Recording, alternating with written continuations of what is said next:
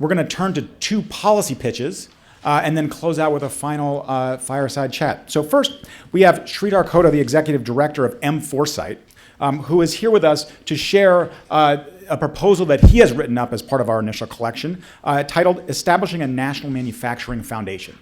Please join me in welcoming Sridhar to the podium. Thank you, Dan. Hey, first off, I want to acknowledge the co-author, Tom Mahoney, over there. And this session is about innovation, growth, and competitiveness. And I'm going to talk about manufacturing. The reason is manufacturing and innovation are intricately linked. And we've been living in this, we have this long-standing strategy of invent here, manufacture there for the last 30 years. Now that is fast becoming innovate there, manufacture there. Now that's a dangerous trend for a developed country. When I talk about innovation now, it's about the hardware. I'm only talking about the hardware innovation as manufacturing. So innovation is really about creating new products, new processes at scale by leveraging our own discoveries and inventions.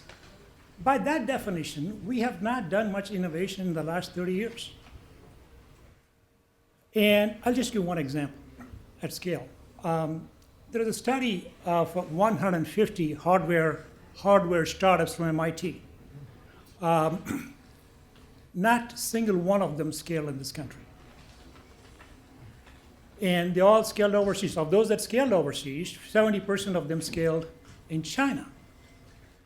And why is that? Because of our decades of offshoring manufacturing.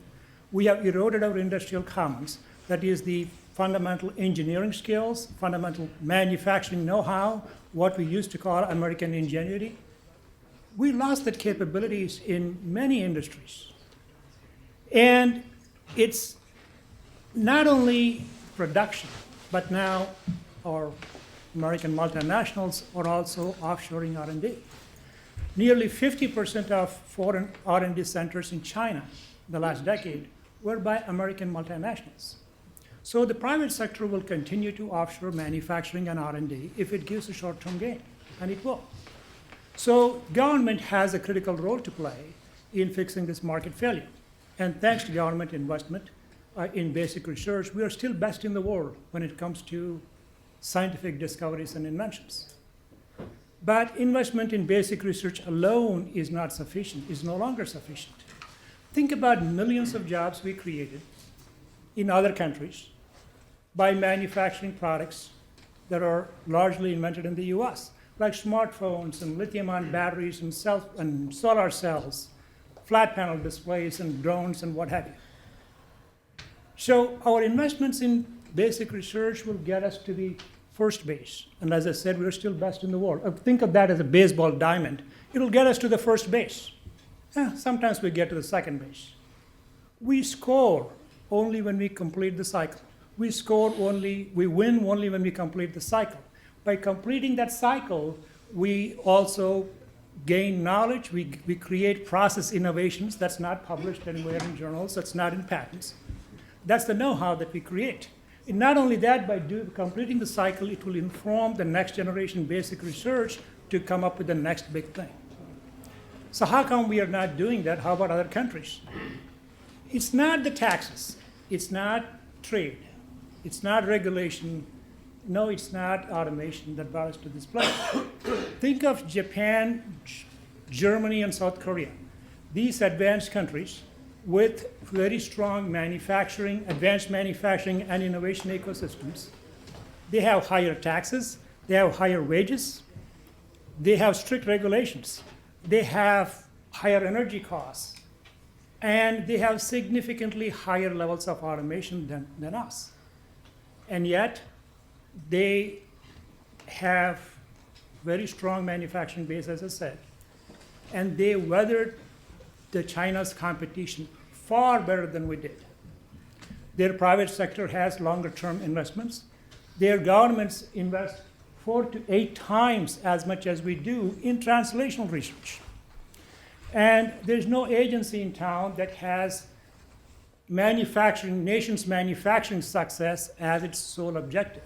That's why we propose creating a new agency called National Manufacturing Foundation. Now, we can't put the Band-Aid on this problem. It will not go away. We need to invest $7.5 billion, about 5% of federal R&D, into NMF.